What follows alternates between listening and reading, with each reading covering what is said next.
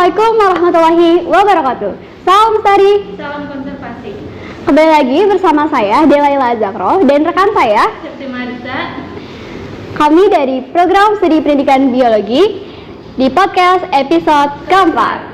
Di podcast episode keempat ini, kami sudah menghadirkan kakak-kakak himpunan dari Departemen Internal dan Eksternal. Oke, mungkin bisa disapa dulu teman-temannya, sekalian perkenalan, Kak. Oke, perkenalkan kami dari Departemen Internal dan Eksternal. Untuk ketua Departemen Internal dan Eksternalnya itu Akbar ya. Kemungkinan Akbarnya nggak bisa hadir dikarenakan sakit. Kita perkenalkan yang ada di sini aja ya. Iya, boleh. Dimulai dari saya. Nama saya Wulandara. Rekan saya. Nama saya Jajang Mulyana. Dan nama saya Zahra Nabila Putri. Oke, gimana nih kabarnya kalian semua? Alhamdulillah baik. Alhamdulillah. Aku mau nanya nih, kira-kira kesibukan kalian tuh akhir-akhirnya itu lagi sibuk apa gitu? Mungkin bisa dari Taiwan dulu. Untuk sekarang sih gak terlalu sibuk ya, karena emang masih libur juga gitu. Gak tahu kalau nanti kalau udah masuk ya semester 4 mungkin banyak kesibukan gitu, dari mulai tugas kuliah, praktikum dan sebagainya. Oke. Kalau dari Ajajang gimana nih? Kalau dari saya sendiri sih ya nggak sibuk-sibuk amat sih. Memang setiap hari itu kita aktivitas ya, emang udah jadi rutinitas itu. Kalau dari Bukan yang lain itu. Oke, siap. Mungkin kalau dari Teh Dara nih gimana? Kalau sekarang sih sama ya, gak ada sibuk-sibuk banget gitu. Iya. Ya gini aja. Karena lagi nggak sibuk ya, jadi kita bisa nyempetin buat podcast episode keempat ini gitu. Mungkin kita langsung aja nih ke pertanyaan pertama ya. Oke, nggak apa-apa kan kita tanya-tanya? Siap. Mungkin aku mau nanya dulu nih, kan kalian di himpunan itu udah hampir lama ya. Kira-kira apa sih yang membuat kalian tuh tertarik untuk masuk ke himpunan gitu? Mungkin bisa dari Teh Zahra dulu. Kalau saya sih gak ada alasan yang spesifik yang buat menarik gitu masuk himpunan ya. Mungkin buat cari pengalaman gitu aja ya, terus belajar berorganisasi juga. Kan kalau masuk organisasi kan kita juga banyak teman gitu, jadi dapat inspirasi dari anggota himpunannya gitu ya, terus cari banyak relasi juga. Siap. Kalau dari Ajajang gimana nih? Alasan diri sendiri sih masuk ke himpunan sih pengen nambah orang sih ya, nambah pertemanan. Walaupun di keluarga itu banyak ya saudara, tapi pengen lagi tuh cari saudara lebih banyak. Nah, siap. Kira-kira kalau nambah teman gitu gimana sih? Tujuan tuh buat apa gitu? Gitu itu kan untuk sosial ya. Oke. Gak ada sih seseorang yang mampu hidup sendirian. Siap. Pasti memerlukan orang lain. Jadi kalau kita mencari teman lebih banyak itu kan nggak ada salahnya.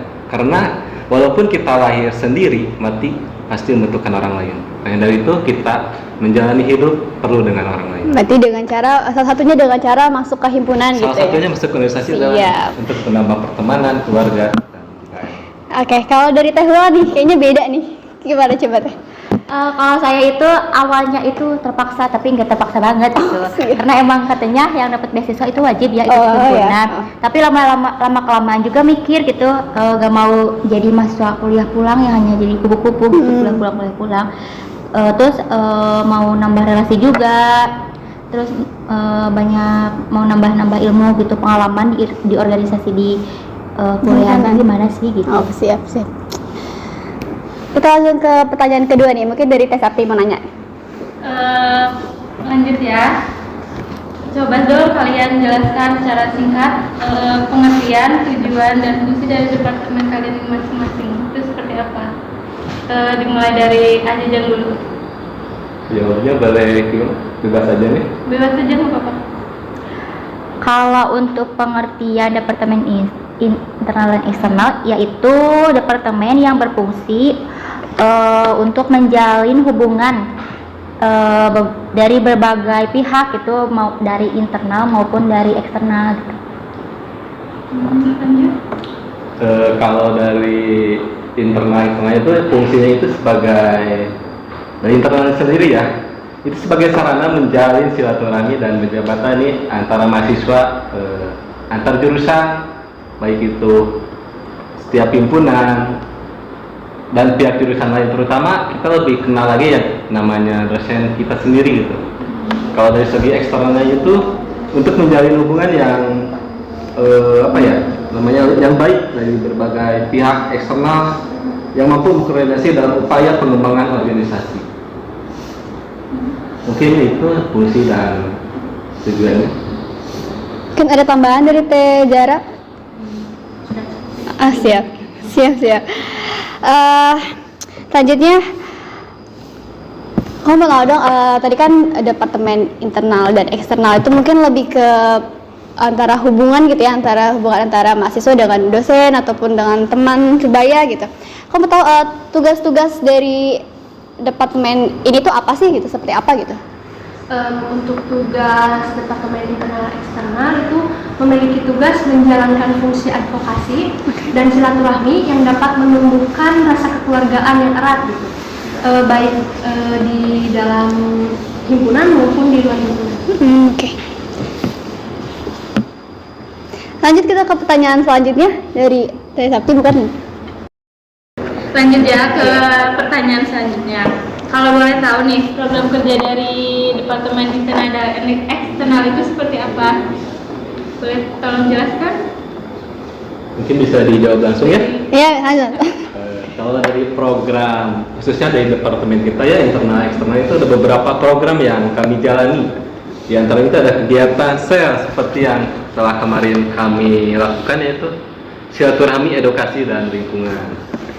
Yang selanjutnya ada kegiatan makrab, yaitu malam keakraban, di mana untuk setiap panitia dan anggota itu supaya menjalin hubungan yang lebih erat lagi dan dekat lagi pada sesama. Yang selanjutnya ada kegiatan SAL. Kegiatan ini biasanya dilakukan setahun sekali bersama alumni-alumni dari kami, khususnya dari program studi biologi. Itu biasanya diadakan dengan acara makan bersama ataupun apalah, yang penting reuni gitu intinya. Terjalin silaturahmi ya. Silaturahmi. Walaupun dia sudah alumni, tetap bagian keluarga dari kami. Oke, siap. Sekarang aku mau nanya nih, bisa nggak sih kalian tuh menciptakan rasanya menjadi anggota himpunan gitu, dan kira-kira pengalaman apa aja sih yang udah kalian dapatin selama ini gitu? Mungkin bisa dijawab dulu dari Teh Wulan. Untuk pengalaman itu banyak sih, ada suka maupun duka gitu. Yang pastinya banyak yang menyenangkannya, banyak ilmu yang bermanfaatnya juga yang bisa kita dapatkan gitu. Cukup? Ya cukup. Mungkin sekarang aja mau nambahin ya. Kalau rasanya gimana berada di himpunan ya? Ya seperti biasa sih, rasa yang pernah ada gitu ya. Oh, Selama di himpunan ya semoga nggak rasa ingin memiliki. itu terjamin loh. Oh, siap. Terus terjamin banyak makanan ya. Selain banyak makanan juga banyak relasi masuk dicerna gitu. Banyak cewek juga. Kalau cewek emang udah gitu. Ini buktinya kan saya. Iya, dikelilingi dengan 4 bidadari. Siap. Kalau dari Teh Zara nih gimana nih Teh? Kalau dari saya sendiri asik ya masuk himpunan itu. Tapi kadang ada capek gitu kalau lagi ada acara kan, banyak rapat bolak-balik kampus gitu ya, ada capek gitu. Tapi banyak juga kan pengalaman yang didapat dari ikut organisasi hima itu, salah satunya mengasah kemampuan berkomunikasi gitu. Iya. Kan saya tadinya jadi ada keterbatasan, dia bisa berbicara di depan orang banyak gitu. Iya. Tapi sekarang lebih berani gitu. Sudah mulai terbiasa gitu. Oke. Cukup. Di himpunan itu kan banyak banget nih kegiatan gitu ya. Bahkan di hari libur kalian harus menyempatkan waktu untuk datang ke kampus gitu. Kira-kira cara kalian untuk mengatur waktu gitu, gimana sih caranya gimana sih caranya ngatur waktu di hima, di tugas kuliah, atau bahkan di luar kuliah sekalipun gitu? Mungkin dari Teh Wulan nih, ada tips gitu cara ngatur waktu gimana? Untuk cara mengatur waktu itu kan skala prioritas orang itu kan pastinya berbeda-beda. Kalau dari saya mengutamakan yang lebih penting dulu, lebih urgent gitu. Misalnya kan tujuan masuk kuliah itu kan untuk belajar ya, menambah ilmu gitu. Otomatis saya mengutamakan yang kuliah dulu gitu. Tapi kalau misalnya ada tugas dari himpunan, kalau misalnya deadline-nya itu misalnya besok gitu atau 3 hari lagi, ya pasti saya tepat waktu gitu. Kembali lagi ke dirinya sendiri sih gitu. Siap. Mungkin kalau dari Teh Zara nih gimana Teh? Mungkin saya sama ya Iya. bilang gitu. Misalnya kalau ada tugasnya dari hima atau dari kuliah, jadi mengerjakannya itu di awal waktu gitu ya. Jadi kalau ada tugas langsung gercep dikerjain, biar nanti juga kalau ada tugas yang datang lagi Nggak numpuk gitu. Siap. Berarti kita kakak-kakak di sini tuh kakak-kakak yang rajin-rajin ya, kalau misalkan dikasih tugas langsung dikerjain gitu. Oke, siap. Mungkin kalau dari Ajeng nih kayaknya beda nih jawabannya, gimana nih cara ngatur waktu gitu. Mengatur waktu ya, kalau waktunya masih hidup ya. Amin. Amin. Benar apa yang barusan katakan oleh kakak Zahra dan kakak Ulan yang barusan ya ucapkan. Cara mengatur waktunya emang betul ya, mengutamakan hal yang penting dulu ya. Walaupun kegiatan di hima itu padat, prokernya harus dikerjakan secara cepat, tapi kita punya tugas yang paling utama itu kuliah.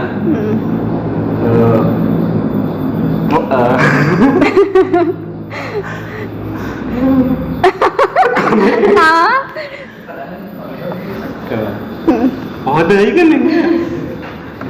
Terus utama kuliah gitu. Iya, yang paling pasti itu tugas kuliah jangan Sampai terlupakan.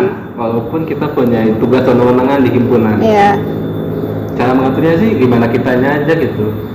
Yes. Selagi itu lebih penting, kita yang lebih penting itu. Oke. Utamakan dulu yang lebih penting.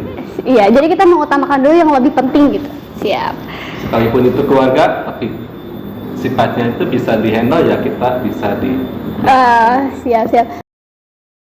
Lanjut ya ke pertanyaan selanjutnya. Ada statement kalau misalkan anak biologi itu dianggap sebagai anak-anak yang ansos. Nah, bagaimana tanggapan kalian mengenai statement tersebut? Dimulai dari Teh Zahra dulu.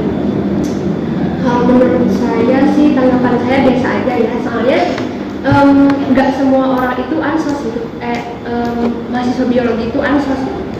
Mungkin yang dikatakan mahasiswa ansos itu yang gimana ya, kan anak biologi itu terkenalnya pelajarannya yang banyak, terus buku-bukunya yang tebal-tebal gitu ya, jadi mungkin ya jadi bisa dikatakan yang ansos itu yang kutu buku, yang belajar terus gitu ya. Tapi yang kutu buku juga enggak semuanya sih ansos. Jadi gimana, balik lagi ke diri kita masing-masing, gimana cara kita bersosialisasi gitu, bagaimana cara kita berbaur sama orang. Oke, siap. Mungkin kalau dari Ajeng gimana nih tanggapannya mengenai statement tersebut? Cara menghadapi ansos ya di musim sekarang ya. Maaf ya menyanggah dari perkataan kakak Zahra tadi ya, yang ansos itu bukan orang yang kutu buku ya, atau bagi saya ansos itu kurangnya rasa percaya diri yang ada pada dirinya sendiri. Jadi cara menghadapi ansos itu ya dengan kita meyakinkan gitu, percaya diri, gak usah malu-malu pada orang, walaupun kita gak kenal, sapa aja. Tak kenal maka tak sayang, kalau udah sayang maka tak aruh. Jadi supaya ada ansos ya sok kenal aja gitu, walaupun nggak tahu namanya, penting Taruh. aja gitu. Siap. Jangan malu-malu kalau jadi orang itu. Oke. Tapi banyak nih orang-orang tuh nganggap kalau anak biologi tuh anak ansos semua nih di biologi. Kira-kira Ajeng nganggep ini tuh gimana sih? Kalau bagi mereka yang bilang anak biologi itu ansos semua, bagi saya sih tidak. Karena ansos itu bagi sebagian mereka yang apa yang tadi saya bicarakan, kurang percaya diri pada mereka. Oke. Berarti nggak semua anak biologi itu ansos ya? Iya, mungkin mereka itu jarang ketemu orang banyak atau gugup ketika bicara di depan orang banyak. Itu yang mereka bikin ansos. Jadi tidak semua anak biologi itu ansos, hanya sebagian orang dari kami. Oke, kalau Teh Wula nih gimana tanggapannya Teh? Ya sih, betul menurut Kak Jajang dan Kak Zahra bahwa tidak semua anak biologi itu ansos, itu dikembalikan lagi ke diri mereka sendiri gitu. Ada juga kok anak biologi yang nggak ansos gitu, gimana dirinya sendiri gitu, kembali ke mereka. Oke, berarti kan mungkin kita lihat lagi nih anak biologi tuh nggak semuanya ansos kok, ada kok emang yang kalau mereka suka Kita untuk juga pada ceria ya, pada kenal. iya, kita sangat Dari selebgram banget. Ujung barat sampai ujung timur kita juga Kita akrab. selebgram asal kalian tahu. Makanya gabung bersama himpunan kami di sini ada yang namanya proker dari kami khususnya makrab, di mana agar setiap himpunan itu gak pada ansos gitu, Oke. agar akrab gitu. Tuh dengerin ya, mungkin yang mau masuk himpunan bisa lebih ada motivasi nih. Oh, misalkan sebelum masuk himpunan, aku mau nih Kak, soalnya kayak aku ansos, aku gini takut buat bersosialisasi sama orang gitu. Tenang aja, nanti diajarin sama Kak Jajang. Mari Ya kan? bergabung bersama kami merubah segalanya. Siap. Oke, kita lanjut aja nih ke pertanyaan selanjutnya nih. Oke. Misalkan kita balik ke himpunan lagi. Misalkan dalam melaksanakan tugas di himpunan gitu, ada ketidaksesuaian dan ada omongan dari luar yang nggak enak gitu. Kira-kira kalian tuh gimana sih menghadapi situasi seperti itu gitu? Itu omongan gimana? Kesalahpahaman ya? Mungkin ketika kita salah, kita melakukan suatu kesalahan gitu, nggak sesuai, itu ada orang lain yang ngomong, ini mah nggak bener nih kerjanya gitu. Kira-kira gimana sih kalian menghadapin itu? Kalau dari diri pribadi saya sendiri ya, kalau ada orang yang bicara seperti itu, kalau orang itu bertujuannya mengkritik demi kebaikan program kami lebih baik, ya saya terima dengan lapang dada supaya kedepannya saya itu ada cerminan lagi dari kesalahan untuk diperbaiki lebih baik lagi. Siap. Akan terima. Oke, jadi terima aja ya kalau misalkan memang kita salah ya kita Iya. perbaiki gitu. Selagi itu tidak melanggar hak dan syarat. Siap. Karena setiap orang itu punya hak dan kewajibannya sendiri. Oke, mungkin dari Teh Ula nih ada tanggapan. Kalau aku masih lebih ke bodo amat gitu. Kalau ada yang bilang non teh apa teh bodo Ya. amat gitu. Kan emang tiap manusia itu pasti ada yang suka, ada yang nggak suka gitu. Kalau untuk yang nggak sukanya ya bodo amat gitulah. Nah kalau misalnya untuk kritikan yang untuk pribadi yang menjadi lebih baik lagi gitu, Membangun gitu. ya membangun gitu, selalu introspeksi gitu, nggak dibodo amati. Ya. Itu sih kalau dari aku mah. Oke, Karena siap. setiap orang itu tak luput dari kesalahan ya. Ya. Siap. Karena emang pada dasarnya kan manusia tidak sempurna gitu. Iya, pasti. Oke, kalau saya dari Teh Zara nih gimana nih Teh? Mungkin sama ya seperti Ajajang dan Taiwan. Ya biarin aja gitu, biarin itu menjadi pelajaran buat kita semua untuk lebih baik ke depannya. Kalau misalkan ada yang kritik kalian, apa kalian akan membenci orang itu atau menjadikan orang itu tuh motivasi kalau misalkan kalian tuh harus berubah demi orang itu tahu kalau misalkan kalian itu harus berubah banget dan harus nunjukin kalau kalian tuh harus bisa. Justru saya tidak benci, jadi saya suka ketika ada orang mengkritik saya, pasti saya itu dinilai oleh orang supaya kinerja kita tuh lebih baik lagi.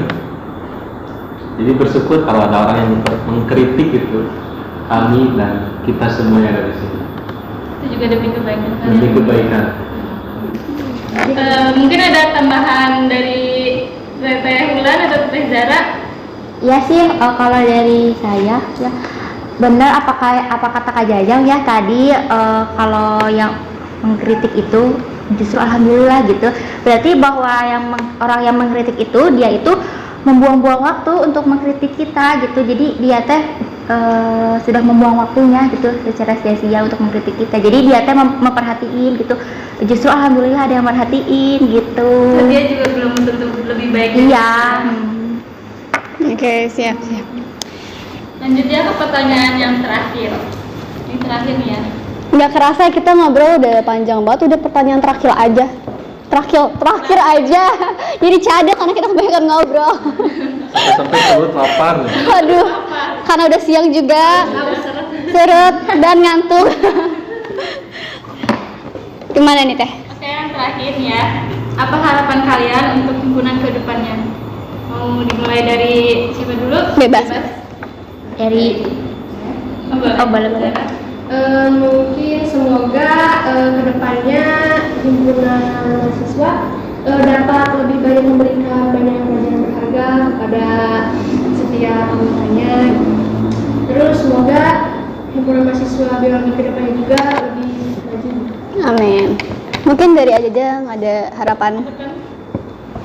Harapan dari saya sendiri ya, saya pengen himpunan biologi itu ada di garda paling terdepan dari fakultas kami, Fakultas Ilmu Pendidikan, khususnya dari Universitas Galuh Ciamis, dengan catatan mahasiswanya itu lebih unggul, adaptif, dan terpercaya.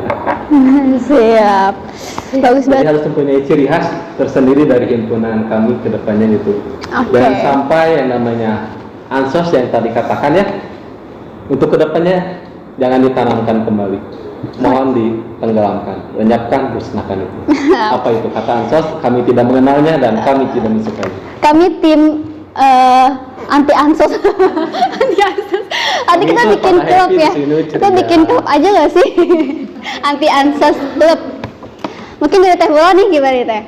Dari saya harapannya semoga kedepannya himpunan bisa lebih baik lagi, kekeluargaannya tetap terjaga, silaturahminya tetap terjaga juga, dan yang pastinya semoga tahun-tahun berikutnya yang pada mau ikutan himpunan lebih banyak lagi. Amin. Ditunggu kedatangannya. Oke, Jangan segan-segan siap. karena kami selalu welcome. Oke. Ditunggu nih kehadiran pokoknya bagi adik-adik, kakak-kakak atau teman-teman sekalian yang mau masuk himpunan, kami sangat terbuka. Orang lain aja bisa, kenapa Anda tidak mampu?